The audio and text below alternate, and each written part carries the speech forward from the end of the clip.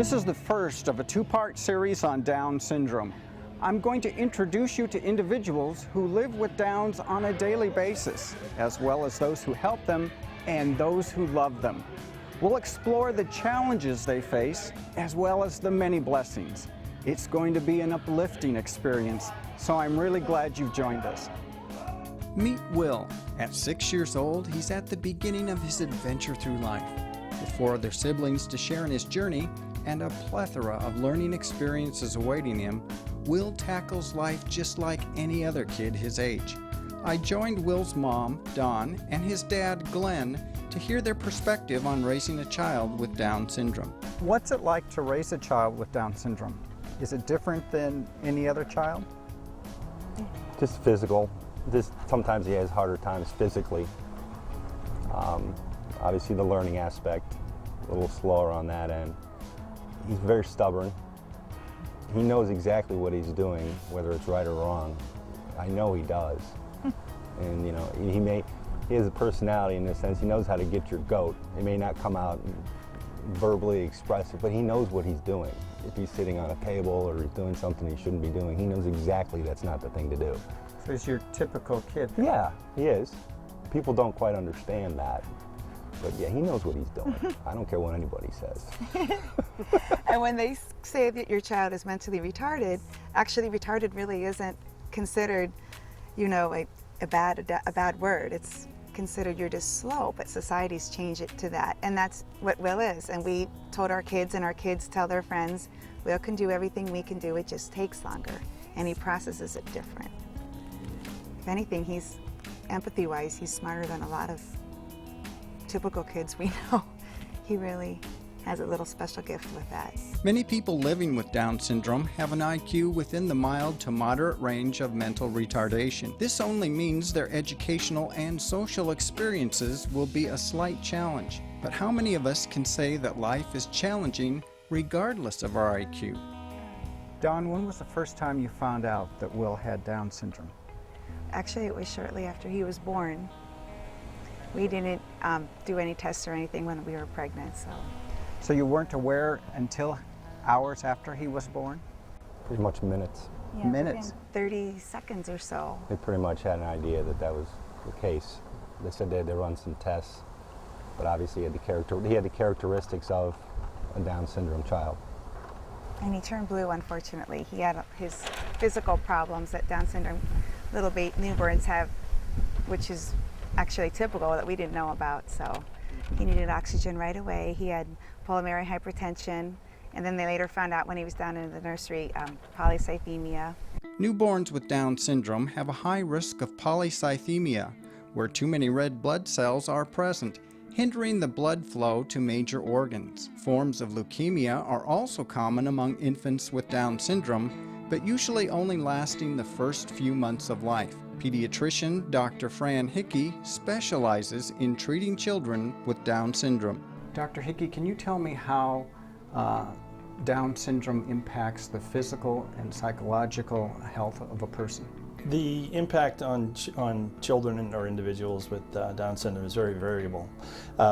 Some on one end of the spectrum will be able to live by themselves and have jobs and be very active parts of society. And so from a psychological standpoint, that's probably the biggest impact. Most of the individuals will have mental retardation to various degrees, but most of it is mild to moderate. The physical impact, it depends on which of the complications they have and how significant they are from newborn. So it's just, I would say I can't summarize all that. It would just be very variable. But many of them have absolutely normal lives as far as their lifespan can go up to 65 or 70, and it's not like it was 10 or 20 years ago. What was it 10 or 20 years ago? 10, 20 years ago, it was probably 40 to 50. At the turn of the century, it was 8. You know, before the release of the institutionalization of people in the 70s, probably was down in the 20s. And then there was a huge group. The other thing is people were not operating on children who have heart disease. Children who had cancer weren't treated, and they all died at younger ages. And since they get the full medical care that they deserve, their life expectancy has dramatically improved. What is Will's health today? Is it okay, or are there struggles you face? His health seems to be okay. He has tubes in his ears, and that's gonna be redone here very soon. And it'll be his 10th surgery. Yeah, but it's thankfully, nice. it really hasn't anything been overly major. I mean, obviously, no heart problems, no intestinal problems, anything like that. So we've been very lucky on that end. Often babies born with Down syndrome will have cardiac, gastrointestinal, hearing, and visual complications. In the last decade, the medical care provided to infants and children with Down syndrome has significantly improved, which has extended their life expectancy. When a baby's born with Down syndrome, it's very important that they have involved cardiac exam, including an echo, because a lot of babies will have what's called a silent murmur. And some of these murmurs, if untreated, and they end up having some serious vascular problems where those kids' lifestyles or actually their chance of living a regular life are not going to happen because the blood flow to their lungs will never be appropriate. When he was 2, he had pneumonia and his little lung collapsed, and then he also, unfortunately, got RSV while at the hospital, and it wasn't good. That was like a 2-week stay. And we are very lucky. His lungs are so strong. We don't have to go to a pulmonary specialist anymore. It's wonderful. It wasn't chronic, and he's gotten stronger. And now all of his strength is going to growing. He was such a peanut. On the Down syndrome scale, he didn't even make it, and now he's up to like the 20th percentile. According to the National Down Syndrome Society, there are 350,000 families raising a child with Down syndrome, and each year in the U.S., 5,000 babies are born with some form of this diagnosis. True or false? Most children born with Down syndrome are born to parents 35 or older. We'll have the answer when we return.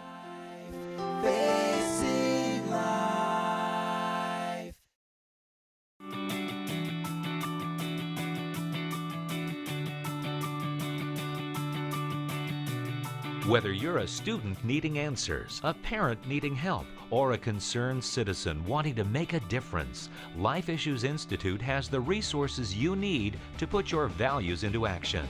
Life Issues Institute is an international educational organization committed to protecting innocent human life.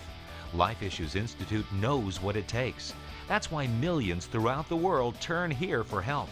Life Issues Institute has authored more pro-life publications than any other entity in the world, and its materials are printed in over 30 languages. Radio broadcasts, newsletters, and a website filled to the brim with the answers you're looking for are just a click away. Go to facinglife.tv and click on the link to Life Issues Institute to find out more about how you can change the heart of a nation.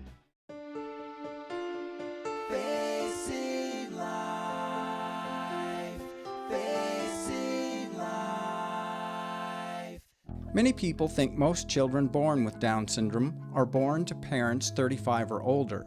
False.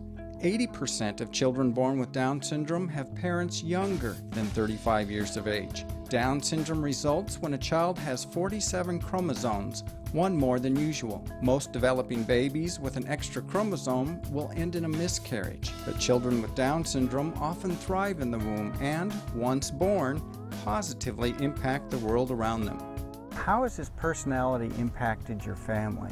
Specifically, how has he impacted his siblings?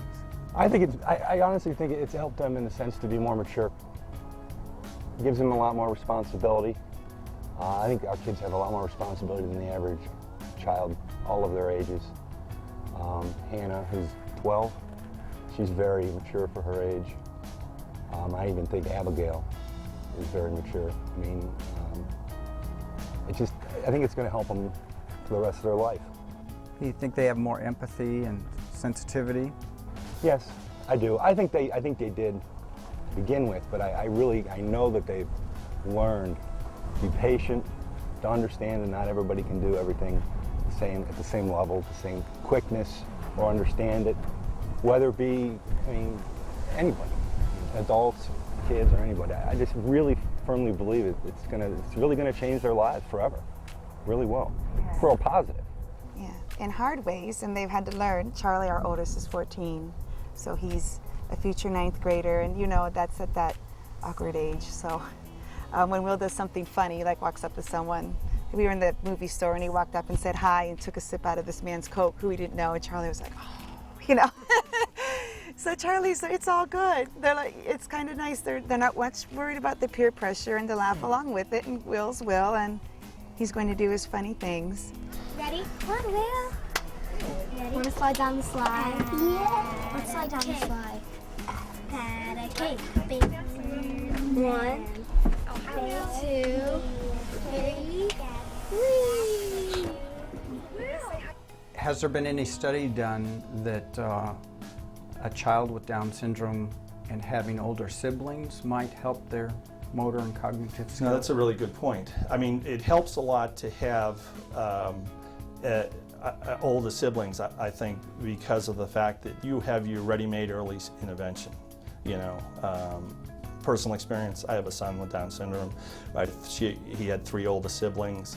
We did some early intervention early on, but I was at an area where I lived out in the country where there wasn't a lot available. I felt bad, you know, because I had patients I needed to get to see. And my son got phenomenal interventions by, you know, his 3 older siblings. Mm-hmm. You know, so I do think that makes. Has there been studies done? No, not that I know of, but I think it only makes sense. It's also like when people have that, you can only do so much. I think that's one of the hardest things, is where my heart goes out to some of these parents, is they want to do everything. They want to take the kids to every intervention they can do. They want to take the kids to speech and language and occupational therapy, and I really try to say that, and I do when I talk every year to our parent group, is the first thing is just, you know, let everything settle in, do the things you have to do, and then do the things you can do, but don't neglect the rest of the kids. Being the 4th of 5 kids, he's the go along with everybody else, but heavily involved with the gymnastics because his sisters are competitive gymnasts. Our oldest, Charlie, swims year-round, and he does that also, and he's the big cheese in his Sunday school classroom. And we have some groups that he goes to, some learning crafty group things, and he does a lot. He has a lot of friends, a little network, and school's a big thing to him. What's been so wonderful, and just, what did I say, just putting your worries away and just, you know, taking one day at a time and having your faith in God. I mean, one of my biggest things with him going to kindergarten this year was, I don't want people to pity him and try to just be his friend. I would love for Will to have real friends. And I could just feel my eyes when we were in this, it's called an IEP planning. It's the individualized education planning that you do for each special needs child. And you say what you'd like, you know, academically, socially. I want him to have a true friend. And we've been blessed. He's the most popular kid at that school. No one can get off of him. But he does have true friends. When you think of Will's future, do worries come to mind, or what do you think of when you think of him as an adult? But I'm going to safely assume on that end that there's going to be some kind of a network between all 5 kids forever, and I really don't have much of a worry about that. It is nice to know at least we're strong in numbers. Yeah. Charlie jokes around that Uncle Will's going to live in their house, you know. Yeah. See what his wife says about that. Yeah. We make jokes. Like one time there was just the 3 of us. The kids are so active with all of their sports and everything else. So it was Will, Glenn, and me at our little table, and he said, William, this will be us down the road. And it made me think, you know, he'll probably be the independent. There's so much that special needs adults can do, these young people. They live in assisted living, they can live, and we'll be the ones, no, Will, stay with us. He's going to want to leave us. In recent years, children like Will are flourishing in the classroom. Inclusion into mainstream education as early as kindergarten is proving to be beneficial as they grow and mature into adults. Coming up, what advice would you have for parents who found out they're expecting a child with Down syndrome?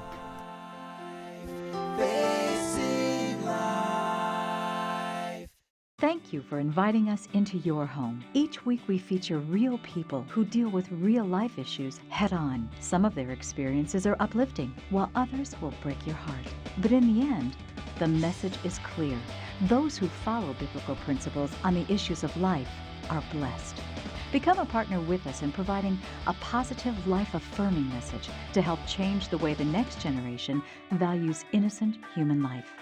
Please consider a generous gift to help offset the costs of producing this important quality programming.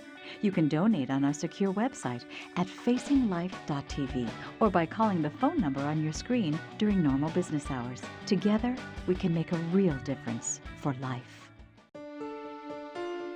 Facing life, facing life. Statistics show that parents who find out they're expecting a Down syndrome baby opt for termination of that pregnancy. 80% of the parents who are carrying Down syndrome opt for abortion. Those seem like very startling statistics. What's your opinion about that? Our position on that would have been we would not have had an abortion. They did some preliminary tests, basic tests, but there wasn't the amnio or anything like that. And our position as a family is we would not do that. So if you had known before Will was born, abortion wouldn't have been an option for you? As a family, that's our position, yes. I can't speak for anybody else, but as our family, that's our position, yes. And we feel that a child is a gift. It's a gift from God. It's a gift.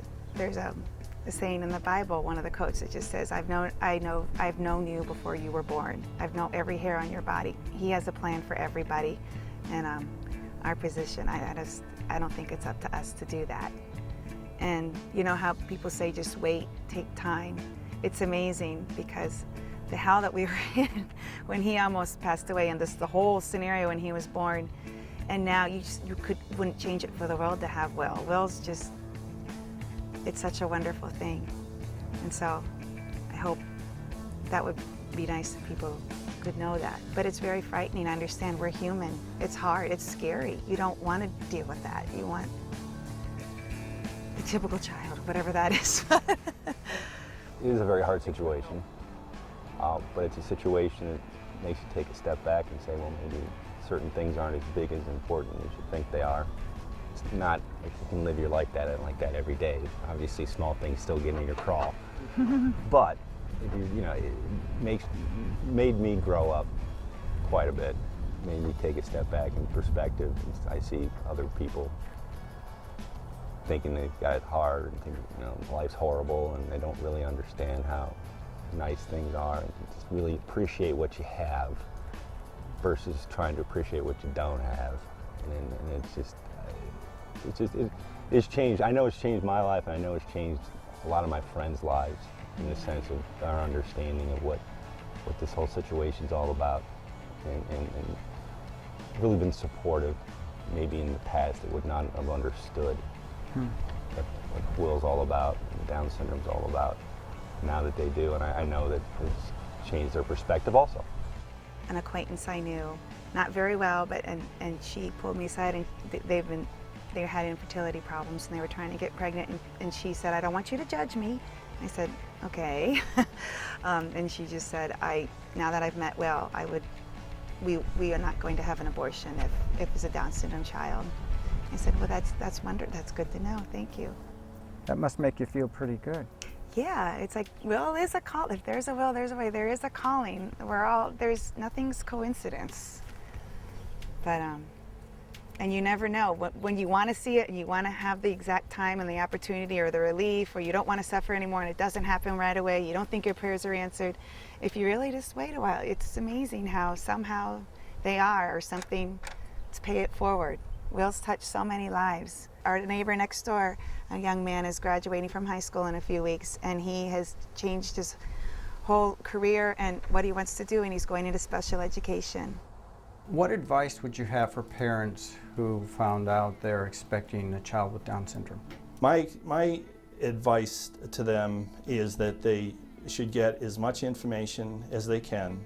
If they've given the right information, they usually have no regrets at all. I think some of the situations that have come up have been when people haven't provided people with options. I talk to the OB obstetricians that I know, and I think they want to provide the information, and they want to be able to do do what they think's right for the families. Steps are being taken to ensure parents receive adequate medical information. U.S. Senators Sam Brownback and Edward Kennedy have co-sponsored the Prenatally and Postnatally Diagnosed Conditions Awareness Act. This requires families who receive a diagnosis of Down syndrome to be given pertinent information about the condition up until 1 year after birth. Coming up, I would tell them it's not going to be easy, Yeah. but it will work out. It always does. Facing life.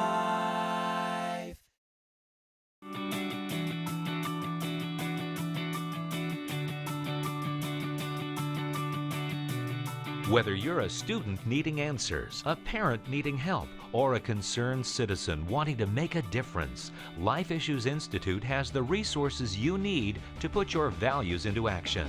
Life Issues Institute is an international educational organization committed to protecting innocent human life. Life Issues Institute knows what it takes. That's why millions throughout the world turn here for help. Life Issues Institute has authored more pro-life publications than any other entity in the world, and its materials are printed in over 30 languages. Radio broadcasts, newsletters, and a website filled to the brim with the answers you're looking for are just a click away. Go to facinglife.org